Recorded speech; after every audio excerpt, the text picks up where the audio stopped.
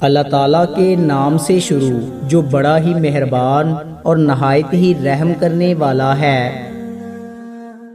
حضرت عبد الرحمن بن ابی لیلہ رحمۃ اللہ علیہ فرماتے ہیں کہ حضرت علی رضی اللہ تعالیٰ عنہ سردیوں میں ایک لنگی اور چادر اوڑھ کر باہر نکلا کرتے تھے، اور یہ دونوں کپڑے پتلے ہوتے تھے، اور گرمیوں میں موٹے کپڑے اور ایسا جبہ پہن کر نکلا کرتے تھے جس میں روئی بری ہوتی تھی۔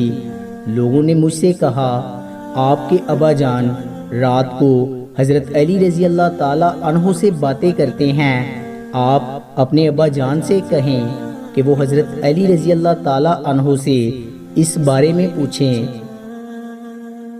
میں نے اپنے والد سے کہا، لوگوں نے امیر المومنین کا ایک کام دیکھا ہے جس سے وہ حیران ہیں۔ میرے والد صاحب نے کہا، وہ کیا ہے؟ میں نے کہا، وہ سخت گرمی میں روئی والے جبہ اور موٹے کپڑوں میں باہر آتے ہیں، اور انہیں گرمی کی کوئی پرواہ نہیں ہوتی، اور سخت سردی میں پتلے کپڑوں میں باہر آتے ہیں، نہ انہیں سردی کی کوئی پرواہ ہوتی ہے اور نہ وہ سردی سے بچنے کی کوشش کرتے ہیں۔ تو کیا آپ نے ان سے اس بارے میں کچھ سنا ہے؟ لوگوں نے مجھ سے کہا کہ جب آپ رات کو ان سے باتیں کریں تو یہ بات بھی ان سے پوچھ لیں۔ چنانچہ رات کو میرے والد حضرت علی رضی اللہ تعالیٰ عنہ کے پاس گئے تو ان سے کہا، اے امیر المومنین، لوگ آپ سے ایک چیز کے بارے میں پوچھنا چاہتے ہیں۔ حضرت علی رضی اللہ تعالیٰ عنہ نے کہا، وہ کیا ہے؟ میرے والد نے کہا، آپ سخت سردی میں روئی والا جبہ اور موٹے کپڑے پہن کر باہر آتے ہیں، اور سخت سردی میں دو پتلے کپڑے پہن کر باہر آتے ہیں، نہ آپ کو سردی کی پرواہ ہوتی ہے اور نہ اس سے بچنے کی کوشش کرتے ہیں۔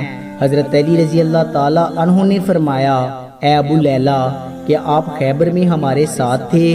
میرے والد نے کہا، اللہ کی قسم میں آپ لوگوں کے ساتھ تھا۔ حضرت علی رضی اللہ تعالیٰ عنہ نے فرمایا، حضور صلی اللہ علیہ وآلہ وسلم نے پہلے حضرت ابو بکر صدیق رضی اللہ تعالیٰ عنہ کو بھیجا۔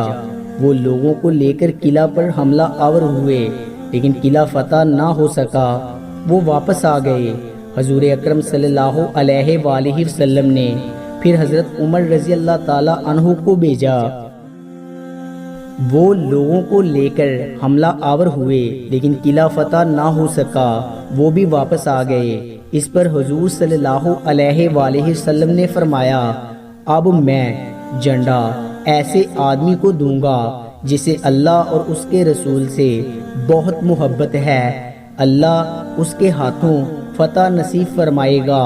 چنانچہ حضور صلی اللہ علیہ وآلہ وسلم نے آدمی بھیج کر مجھے بلایا۔ میں آپ صلی اللہ علیہ وآلہ وسلم کی خدمت میں حاضر ہوا۔ میری آنکھیں دکھ رہی تھی، مجھے کچھ نظر نہیں آ رہا تھا۔ حضور صلی اللہ علیہ وآلہ وسلم نے میری آنکھوں میں لعاب لگایا اور یہ دعا کی، اے اللہ، گرمی اور سردی سے اس کی حفاظت فرما۔ اس کے بعد مجھے نہ کبھی گرمی لگی اور نہ کبھی سردی۔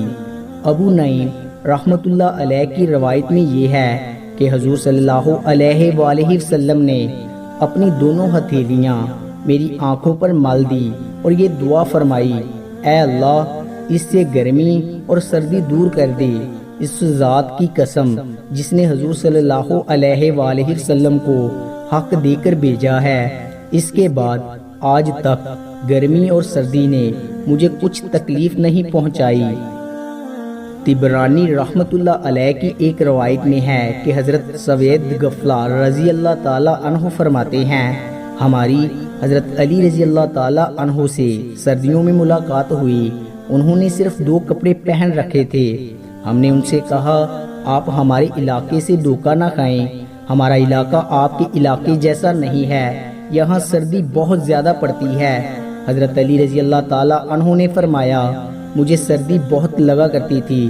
جب حضور صلی اللہ علیہ وآلہ وسلم نے مجھے خیبر بھیجنے لگے تو میں نے عرض کیا کہ میری آنکھیں دکھ رہی ہیں۔ آپ صلی اللہ علیہ وآلہ وسلم نے میری آنکھوں میں لعاب لگایا اور اس کے بعد نہ مجھے کبھی سردی لگی اور نہ کبھی میری آنکھیں دکھنے آئیں۔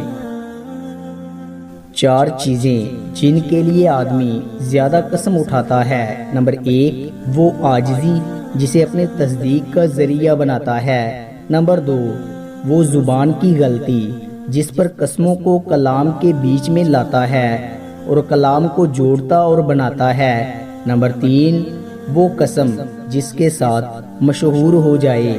نمبر 4، وہ ذلت جس پر اپنی آن سمجھتا ہے۔